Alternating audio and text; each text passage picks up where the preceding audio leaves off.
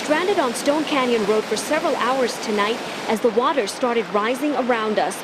All you could hear on this residential street was the loud roar of water gushing down the mountainside. It's the time of year when you have to worry about things like, well, water. Yes, there's tons of it in the desert. When it rains, it floods in this part of the county. Some sped through the huge puddles. Are you going to attempt to cross it? Yes, I am. Are you worried? No, I've been watching others go through, so I know. And one side is shallower than the other, so. As our cameras rolled, Gold cautiously made it to the other side. Others not quite so sure about all this. What concerns you when you look at that?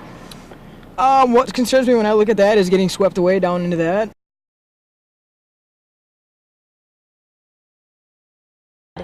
Yeah, that is very, very soon. That's going to happen right now. There's a meeting of the Downtown Links project going on. It started about a half hour ago, and many people who live in this area getting the very first look at the project, and especially that tunnel that you got to see just a moment ago. That tunnel, by the way, will go under the tracks right here on 6. But the people are also being told that things will look a lot different very soon. In the next couple of weeks, these two buildings right here on the other side of 6 will come down. They will be demolished within the next couple of weeks. And now we are told that 15 to 20 buildings like this will be coming down in the next few months to make way for this new project. Daniel Reese has made Tucson his home for the last 14 years. He's made really strong ties to the community, and he was hoping that he would get cleared to stay in the U.S. under President Obama's new immigration policy on illegal immigrants living here. And tonight you can see he's inside the Southside Presbyterian Church praying with family and friends, where he says he'll stay until God answers his prayers. All right, back out here live, you can see they're holding hands right now, praying, hoping for some sort of a miracle. Now, I reached out to immigration officials earlier, asking if they had a policy on church sanctuaries and if they can stop deportation, and I have not heard back. Reporting live on the South Side tonight, I'm Colton Schoen, KOLD News 13, live local late breaking. Chris Holmstrom joining us live with that story. Chris.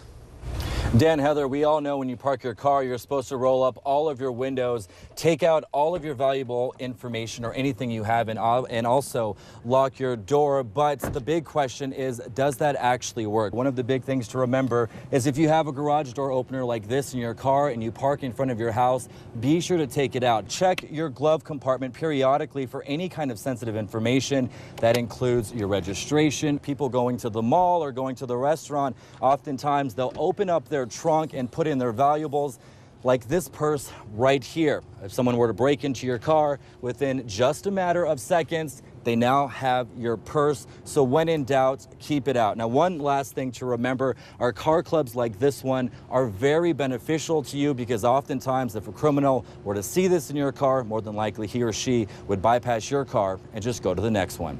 Reporting live, I'm Chris Holmstrom, KOLD News 13, live local late breaking. Yeah, Teresa and Craig, it's going to be a huge event, 10 days next January, and it has so many people excited.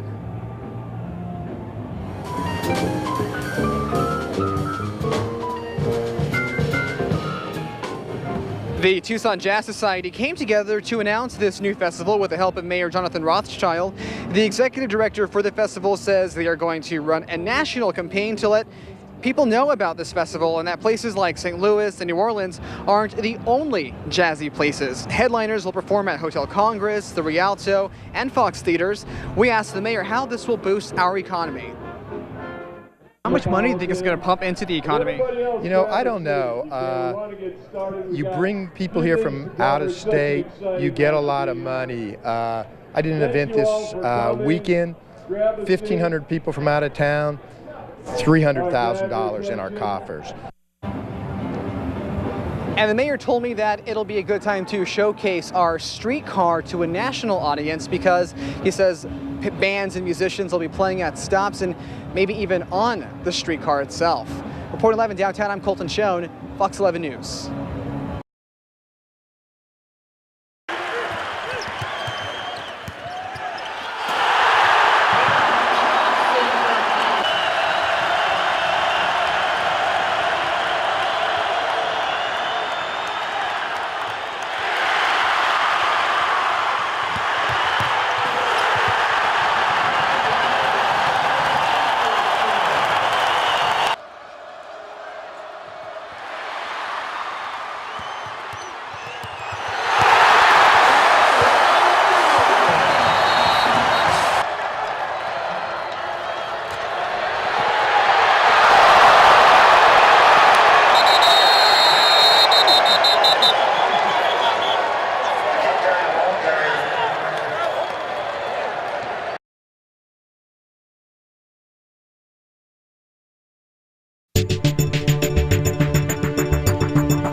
It's another night working the streets. Another day putting up enticing ads on back pages, setting up casual encounters.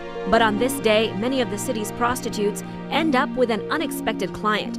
Tucson police not here to take them to jail. This isn't your typical prostitution sting. You got new charges of prostitution. It's court and counseling. This is Project Raise, taking place for the second time here in the city.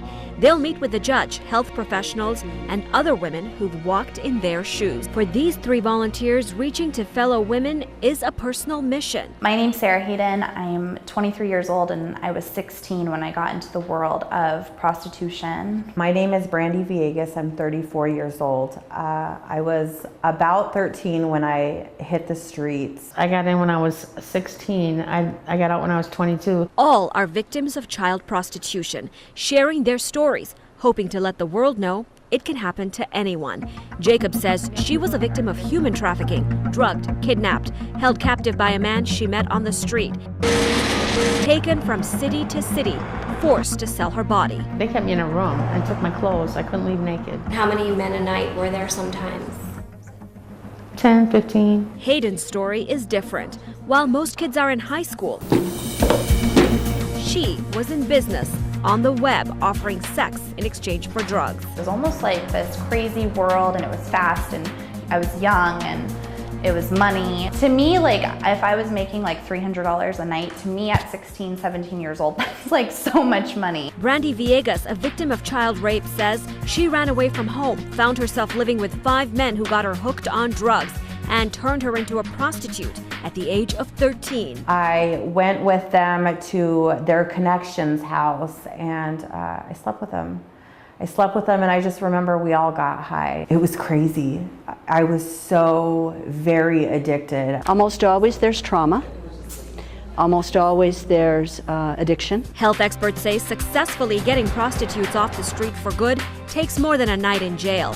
It takes intense counseling, in most cases, rehab. I was arrested 9 times when I was 19 and about 4 times when I was 18. What made you get out?